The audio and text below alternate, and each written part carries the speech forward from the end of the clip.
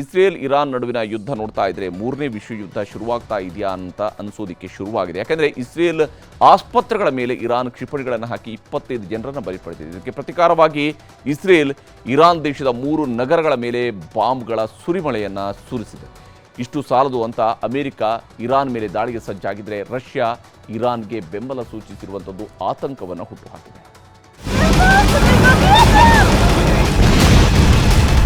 ಆಕಾಶದಲ್ಲಿ ಹಾರಿಬರುವ ಬೆಂಕಿಯುಂಡೆಗಳು, ಕ್ಷಿಪಣಿಗಳು.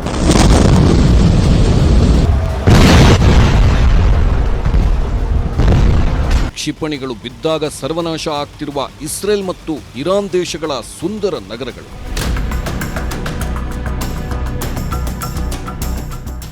ಕಳೆದ 7 ದಿನಗಳಿಂದ ನಡೆಯುತ್ತಿರುವ ಇಸ್ರೇಲ್ ಮತ್ತು ಇರಾನ್ ನಡುವಿನ ಈ ಘನಘೋರ ರಕ್ತಸಿಕ್ತ ಯುದ್ಧ ಕೊನೆಯೇ ಆಗ್ತಿಲ್ಲ.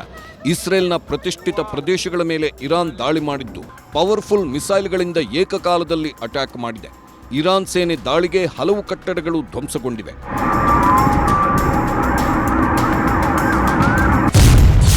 ಇಸ್ರೇಲ್ ಆಸ್ಪತ್ರೆ ಮೇಲೆ ಬಾಂಬ್ ಹಾಕಿದ ಇರಾನ್. ಇಸ್ರೇಲ್ ಇರಾನ್ ಮಧ್ಯೆ ಬೆಂಕಿ ಯುದ್ಧ ಮತ್ತಷ್ಟು ಜೋರಾಗಿದೆ. ಇಸ್ರೇಲ್ ನಾಗರಿಕರನ್ನ ಟಾರ್ಗೆಟ್ ಮಾಡಿ ಇರಾನ್ ದಾಳಿ ಮಾಡುತ್ತಿದೆ. ಸರೋಕಾ ನಗರದ ಮೇಲೆ ಇರಾನ್ 20ಕ್ಕೂ ಹೆಚ್ಚು ಕ್ಷಿಪಣಿಗಳಿಂದ ದಾಳಿ ಮಾಡಿದೆ. ಅತಿ ದೊಡ್ಡ ಆಸ್ಪತ್ರೆಯ ಮೇಲೆ ನಡೆದ ಈ ಕ್ಷಿಪಣಿ ದಾಳಿಯಲ್ಲಿ 25ಕ್ಕೂ ಹೆಚ್ಚು ಜನರ ಸಾವಾಗಿದೆ. 65ಕ್ಕೂ ಹೆಚ್ಚು ಜನರಿಗೆ ಗಾಯಗಳಾಗಿವೆ. ಬದುಕುಳಿದ ರೋಗಿಗಳ ರಕ್ಷಣೆಗೆ ಸರ್ಕಸ್ ಮಾಡಲಾಗ್ತಿದ್ದು ಹಲವು ರೋಗಿಗಳನ್ನ ಬೇರೆ ಆಸ್ಪತ್ರೆಗಳಿಗೆ ಶಿಫ್ಟ್ ಮಾಡಲಾಗಿದೆ.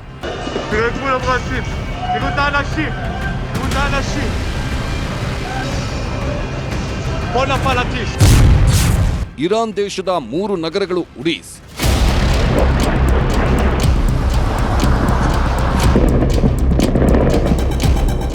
ಇಸ್ರೇಲ್ ದೇಶದ ಆಸ್ಪತ್ರೆಗಳ ಮೇಲೆ ದಾಳಿ ಆಗ್ತಿದ್ದಂತೆ ಇಸ್ರೇಲ್ ಇರಾನ್ ದೇಶದ 3 ಮಹಾನಗರಗಳ ಮೇಲೆ ಮಿಸೈಲ್ ದಾಳಿ ಮಾಡಿದೆ.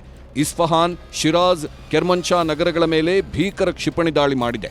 ಇಸ್ರೇಲ್ ದಾಳಿಗೆ ಟೆಹರಾನ್ನಲ್ಲಿದ್ದ ಕಟ್ಟಡಗಳು ಧ್ವಂಸವಾಗಿದ್ದು ನಾಗರಿಕರ ಸಾವು ನೋವಿನ ಲೆಕ್ಕನೇ ಸಿಕ್ತಿಲ್ಲ.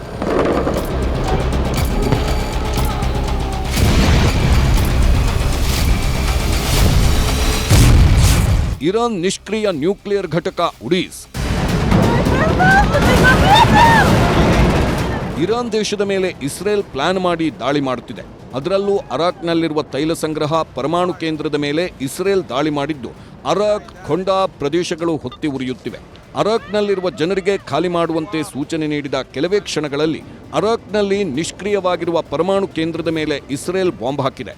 ಇದು ಸ್ಯಾಂಪಲ್ ಅಷ್ಟೇ, ನೆಕ್ಸ್ಟ್ ನ್ಯೂಕ್ಲಿಯರ್ ಘಟಕವನ್ನೇ ಸ್ಫೋಟಿಸ್ತೀವಿ ಅಂತ ಎಚ್ಚರಿಸಿವೆ. ಅಷ್ಟಕ್ಕೆ ಸುಮ್ಮನಾಗದ ಇಸ್ರೇಲಿ ರಕ್ಷಣಾ ಪಡೆಗಳು ಅರಾಕ್ನಲ್ಲಿರುವ ಪರಮಾಣು ರಿಯಾಕ್ಟರ್ ಘಟಕವನ್ನ ಹೇಗೆ ಹೊಡೆದ್ವಿ ಅಂತ ತೋರಿಸೋ ವಿಡಿಯೋವನ್ನು ಸಹ ಬಿಡುಗಡೆ ಮಾಡಿದೆ.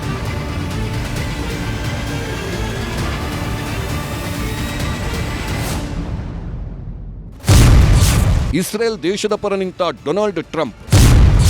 ಇರಾನ್ ಮೇಲೆ ದಾಳಿಗೆ ಸಜ್ಜಾದ ಅಮೆರಿಕ ಪಡೆ.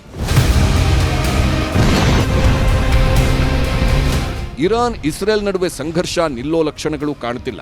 ಶಾಂತಿ ಶಾಂತಿ ಅಂತಿರೋ ಅಮೆರಿಕ ಅಧ್ಯಕ್ಷ ಡೊನಾಲ್ಡ್ ಟ್ರಂಪ್ ಇರಾನ್ ಪರಮೋಚ್ಚ ನಾಯಕನಿಗೆ ಶರಣಾಗಲು ಕೊನೆ ವಾರ್ನಿಂಗ್ ಕಳಿಸಿದೆ. ಇರಾನ್ ಇಸ್ರೇಲ್ ಮುಂದೆ ಮಂಡಿಯೂರದೆ ಹೋದ್ರೆ ಅಮೆರಿಕನ್ ಸೇನಾಪಡೆಗಳು ಇರಾನ್ ದೇಶವನ್ನ ನಿರ್ನಾಮ ಮಾಡುತ್ತೆ ಅಂತ ಅಮೆರಿಕ ಅಧ್ಯಕ್ಷ ಟ್ರಂಪ್ ಎಚ್ಚರಿಕೆ ನೀಡಿದ್ದಾರೆ. ಅಮೆರಿಕ ಅಧ್ಯಕ್ಷರ ಎಚ್ಚರಿಕೆ ಬೆನ್ನಲ್ಲೇ ಯುಎಸ್ ಮಿಲಿಟರಿ ಪಡೆ ಇರಾನ್ ಮೇಲೆ ದಾಳಿಗೂ ಸಜ್ಜಾಗಿದ್ದು ಟ್ರಂಪ್ ಆದೇಶ ಕೊಡೋದನ್ನೇ ಕಾಯ್ತಾ ಇವೆ.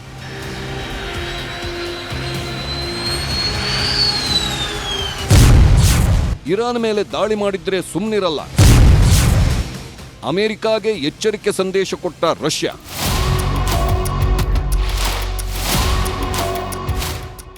ಇರಾನ್ ಮೇಲೆ ದಾಳಿ ಮಾಡಿದ್ರೆ ಅನಿರೀಕ್ಷಿತ ಪರಿಣಾಮಗಳನ್ನು ಎದುರಿಸಬೇಕಾಗುತ್ತದೆ.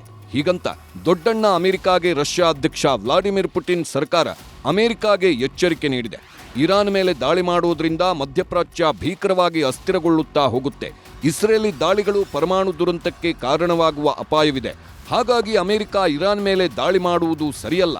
ಅಪ್ಪಿತಪ್ಪಿ ದಾಳಿ ಮಾಡಿದ್ರೆ ನಾವು ಸುಮ್ಮನಿರಲ್ಲ ಅಂತ ರಷ್ಯಾದ ಉಪವಿದೇಶಾಂಗ ಸಚಿವ ಸರ್ಗೈ ರಯಾಬ್ಕೋ ಅಮೆರಿಕಾಗೆ ಎಚ್ಚರಿಕೆ ಕೊಟ್ಟಿದ್ದಾರೆ. ಇರಾನ್ ನಿರ್ನಾಮದ ಪ್ರತಿಜ್ಞೆ ಮಾಡಿದ ನೆತನ್ಯಾಹು. ಇಸ್ರೇಲ್ ಇರಾನ್ ಯುದ್ಧ ಉಲ್ಬಣಗೊಳ್ಳುತ್ತಲೇ ಇದೆ. ಕದನ ವಿರಾಮ ಘೋಷಿಸುವ ಯಾವ ಲಕ್ಷಣವೂ ಕಾಣಿಸುತ್ತಿಲ್ಲ. ಇಸ್ರೇಲ್ನ ಸೊರೋಕಾ ಆಸ್ಪತ್ರೆ ಮೇಲೆ ದಾಳಿಗೆ ಇಸ್ರೇಲ್ ಖಂಡನೆ ವ್ಯಕ್ತಪಡಿಸಿದೆ. ನಾಗರಿಕರ ಮೇಲಿನ ದಾಳಿಗೆ ಇಸ್ರೇಲ್ ಪ್ರಧಾನಿ ಬೆಂಜಮಿನ್ ನೆತನ್ಯಾಹು ಕೆರಳಿದ್ದು, ಆಸ್ಪತ್ರೆ ಮೇಲಿನ ದಾಳಿಗೆ ಇರಾನ್ ಬೆಲೆ ತೆರಬೇಕಾಗಿದೆ, ಟೆಹರಾನ್ ಮೇಲೆ ಮತ್ತಷ್ಟು ದಾಳಿ ಮಾಡುತ್ತೇವೆ, ಸೇಡು ತೀರಿಸಿಕೊಳ್ಳುವುದಾಗಿ ಪ್ರತಿಜ್ಞೆ ಮಾಡಿದ್ದಾರೆ. ಇದನ್ನೆಲ್ಲ ನೋಡ್ತಿದ್ರೆ ಇಸ್ರೇಲ್ ಇರಾನ್ ಮಧ್ಯೆ ಯಾವಾಗ ಬೇಕಿದ್ರೂ ನ್ಯೂಕ್ಲಿಯರ್ ದಾಳಿ ನಡೆದೇ ಹೋಗುತ್ತಾ ಅನ್ನೋದು ಇಡೀ ವಿಶ್ವವನ್ನೇ ಕಾಡ್ತಿರುವ ಆತಂಕ. Bureau report, news 18.